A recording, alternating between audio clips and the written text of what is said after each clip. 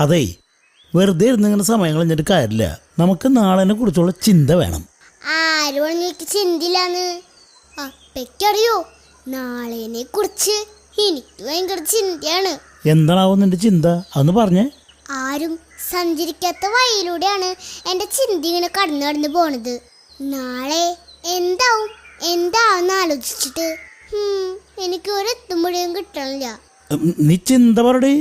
അത് പ്രത്യേകിച്ച് പറയാനൊന്നുമില്ല. നാളെ സ്കൂളിലേക്കുള്ള ഹോംവർക്കൊന്നും കിട്ടില്ല, ഒരു വസ്തു പഠിച്ചിട്ടുമില്ല. എന്തായാലും ടീച്ചറിനെ നടി കിട്ടും, അത് ഉറപ്പാ. ഇതാണോ നിന്റെ ചിന്ത?